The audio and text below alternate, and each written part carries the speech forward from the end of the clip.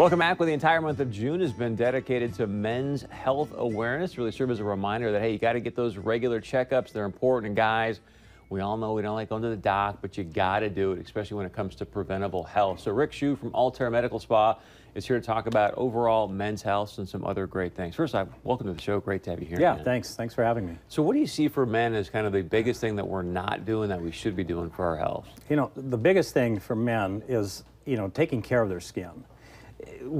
Growing up, we were never taught to take care of our skin. Women are taught to take care of their skin very early on.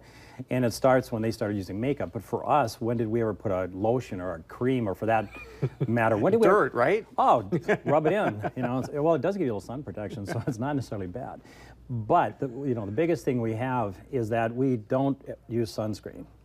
The best men grew up with was the idea that, well, I do use aftershave, or cologne. Right. I'll put that on, but I'm not going to put anything else on.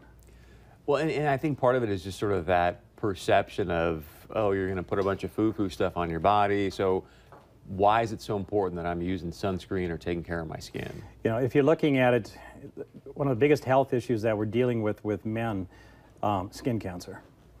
And unfortunately now we're talking about really deadly skin cancers like melanoma. Like that. We have to start protecting our skin from that. People have there's a lot of myths out there about putting it on. It's like, well, I don't want something plugging my pores or things like that. But you're not going to plug your pores with it. You just have to start protecting. For men, we find most of our skin cancers, I'm finding them, like your precancers are the first ones. You're going to find them on the ear rims here, like in that area in here. And because our ears are out there, men wear baseball hats, which, it's a style and it's fashionable, and they like to have, their names on it or something like that. But you're leaving your ears vulnerable like that. And you'll see it. I mean, they come in and their ears are bright red. They don't think of the ear. They might even put sunblock on, but they're going to put it here, maybe like that, and, arms and stuff, but they don't do their ears. So don't forget the ears.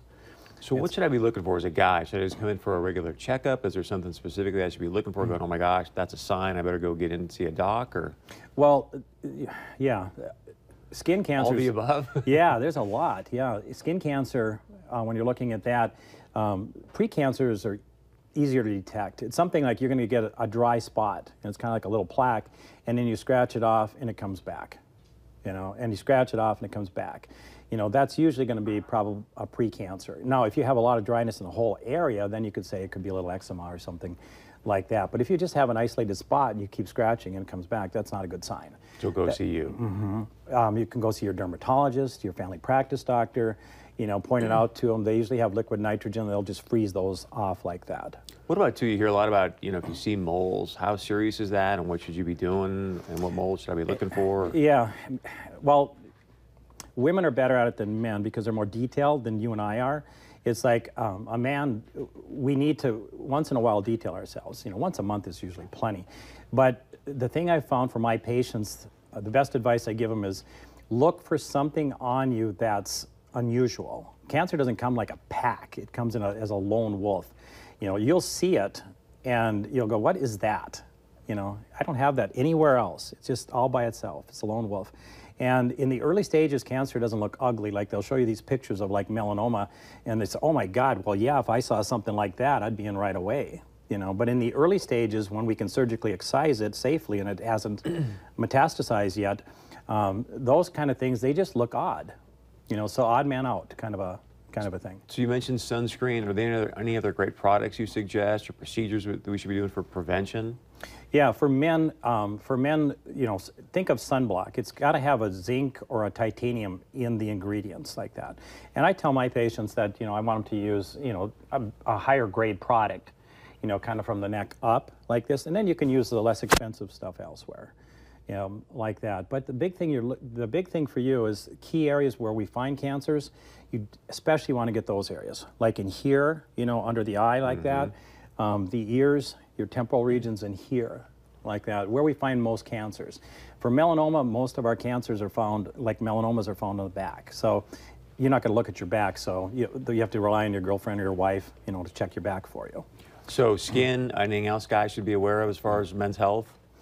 Yeah, there are treatments. Like for men, I do a lot of halo procedures. It's a special laser procedure. It's a hybrid laser. It's two lasers that are firing simultaneously. Now, the research has been released now as far as treating precancer lesions, not cancer lesions, like that. And it's an aggressive laser. It's a mixture of ablative, and it's also it's creating heat that's causing a denaturing of proteins, so your skin's getting replaced with new healthy skin. We've got some pictures as well, apparently, about some migraine headaches. If you want to walk us through this, please. Migraines, migraines are fun. I mean, migraines are. For you, maybe. yeah, for me it's fun. Migraines, FDA approval for migraines came out around 2010. You know, it's about 7 years ago. Like that. It's they found that by using Botox in a certain way to certain areas of the body, that, you know, including the neck and the head and the face, that we could prevent migraines too, not just treat them after they already have the migraine.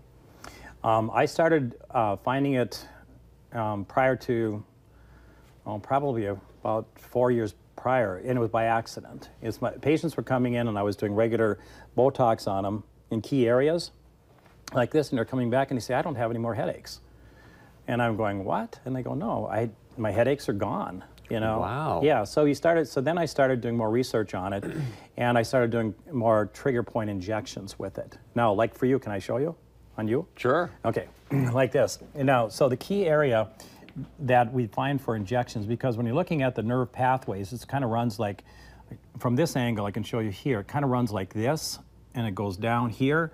And I don't know if you ever have migraine? No. Yeah, well, headaches, and they go right down into here, like in those areas. So typically, you know, we will start in here, like this, and if the headaches go away, that's great. And if it doesn't, then the other key point, and you can find it yourself, all you do is just take your finger, I'll say to the patient, I'll say, just touch here, tell me when you find your tender spot, which is going to be somewhere right about in here, and that's the other junction box, and then I'll put about 4 or 5 units right there.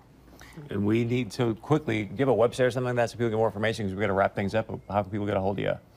They can, I'm at Altair Clinic. Altair Clinic? Yep, it's Med Spa. It's, they can just call or book an appointment online. We've got it on the screen as well. So thank you so much for being here, Rick. Great stuff. We appreciate it, and we'll be right back.